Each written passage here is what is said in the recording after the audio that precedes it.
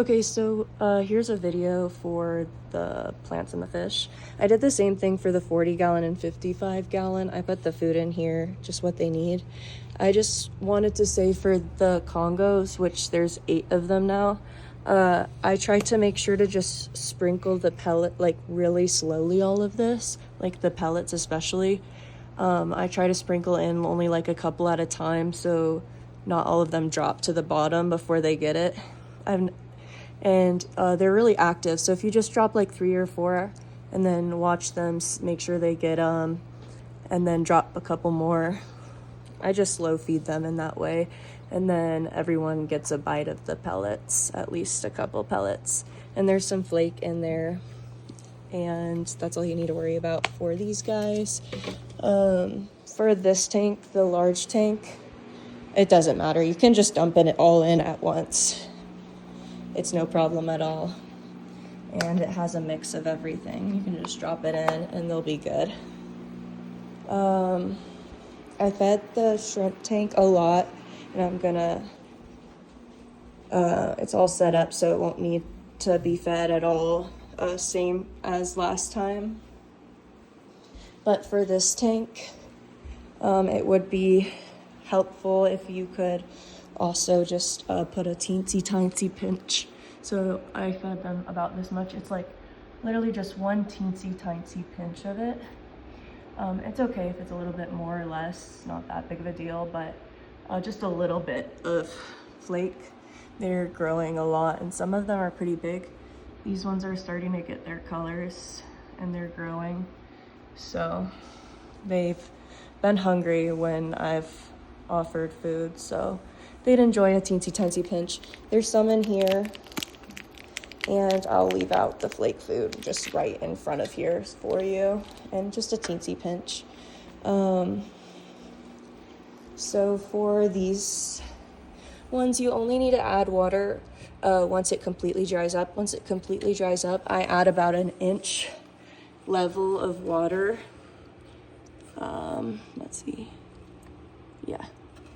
Up to, I'd say roughly an inch, not all the way full, but halfway full. I just lift this up and put my watering can, fill it up an inch, and then that will take a couple days to dry out. So you'll likely see it dry out. So if you see it dry out while we're gone, it would be incredibly helpful if you could add water. This one's the same case as well, just adding water straight from the tap using the watering can is fine. I'll leave this right by the sink. I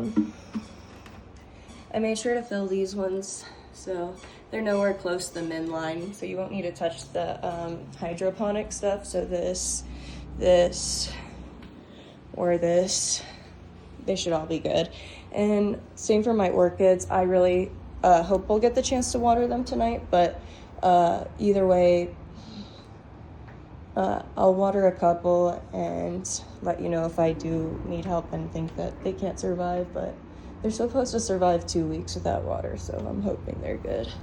These guys I fed a huge amount of pellets, shrimp pellets, so you won't need to feed these ones at all. They're good. And yeah, that will be all.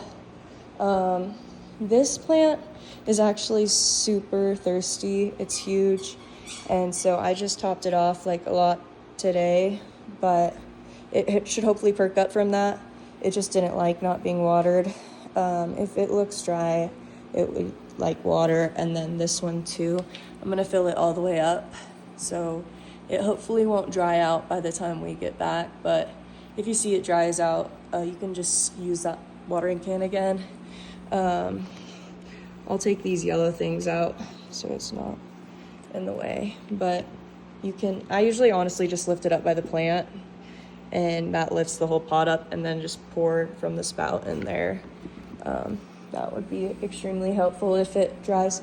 This one actually does really well if it goes dry. It can stay at 0 water for 1 to 2 days and be fine, but after that, that's when the leaves will start to wilt.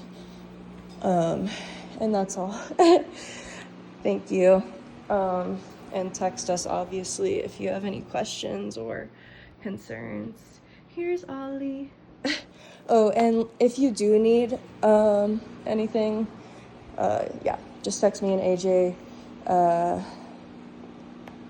But that should be enough food and stuff. Right, Ollie? Sit. Good way.